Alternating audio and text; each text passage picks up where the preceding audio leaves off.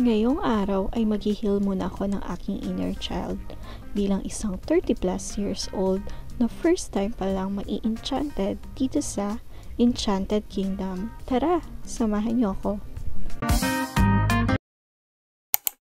Sa labas pa nga lang ng amusement park, talagang enchanting na dahil napakalinis ng paligid at mapapansin mo talaga na well-maintained. Hindi ganun kadami ang tao nung nagpunta kami.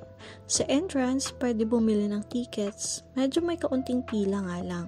Pero dahil in-anticipate na namin ang mahabang pila, kaya bumili na kami sa Klook. Pagdating nga namin ay may dedicated line para sa guests with tickets at hindi namin kinailangan pumila. Bago kami pumasok ay hindi namin pinalagpas na magpicture dito sa statue ni Edward the Wizard na kanilang main mascot at sa gate ng Enchanted Kingdom. Pagpasok pa nga lang ay ito na ang una niyong makikita. Perfect spot for Instagrammable picture, background ang fountain at carousel.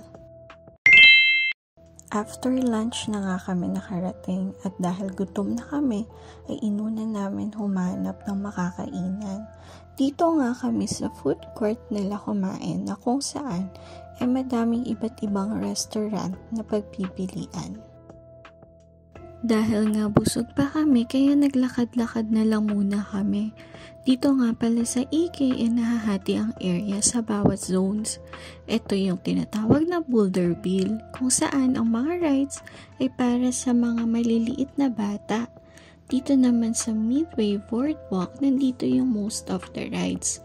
I am not sure kung ano yung tawag sa rides na ito pero isa siyang type of roller coaster.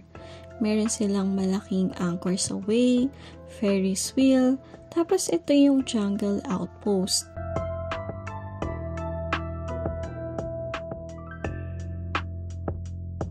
Dito nga sa area na ito ay ang Space Age. Isa nga sa sikat na rides nila ay ang Space Shuttle.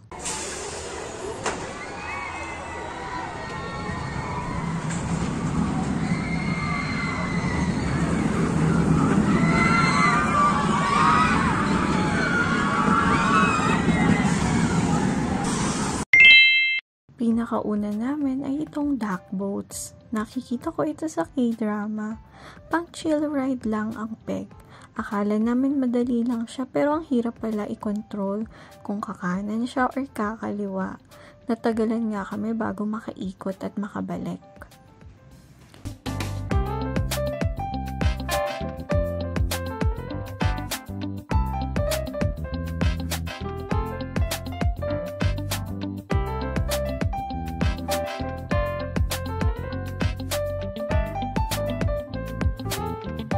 Isinunod naman namin ay itong Ferris wheel. May pagkamabilis yung ikot ng Ferris wheel dito compare sa MOA's Eye. Chill lang muna, i-enjoy ang view at ampas ng hangin.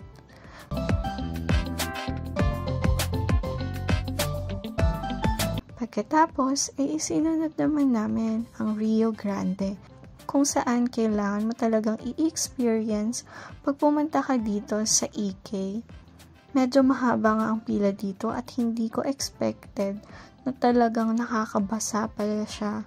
Basang-basa yung pants and shoes ko kaya tip ko sa inyo magkapote kayo, magtsinelas at mag-short lang kung sasakay kayo dito.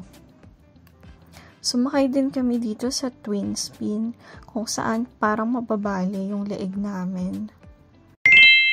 Pagkatapos mabasa sa Rio Grande, ay ayun, naglakad-lakad na lang muna kami para magpatuyo ng damit at humanap din ng makakain.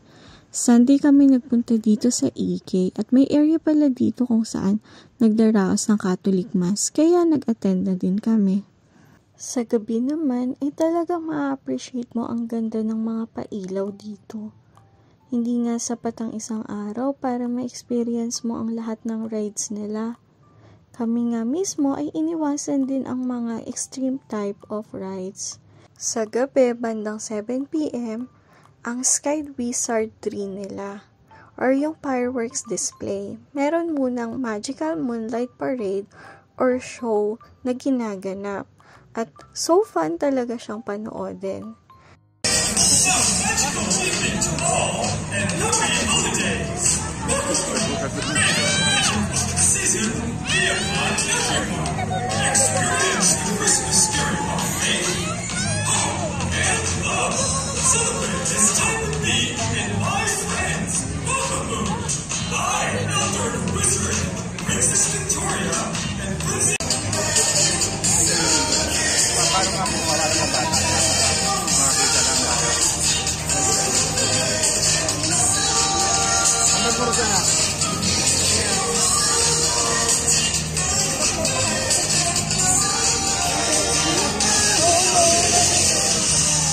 After nga ng parade ay pinanood namin ang kanilang fireworks display.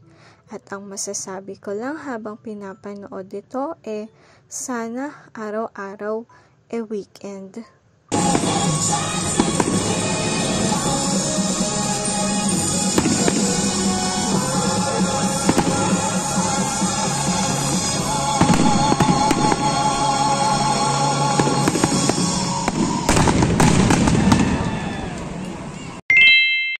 Bago kayo umuwi, huwag kalimutang kumuha ng inyong mga souvenir pictures.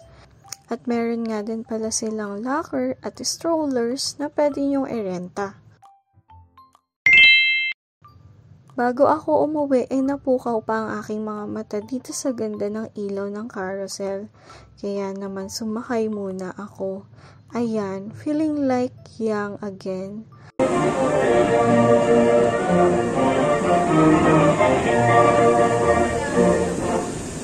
Hanggang dito na lang muna at samahan niyo akong i-manifest na sana maging amusing and enchanting ang life ng bawat isa sa atin. Thank you for watching!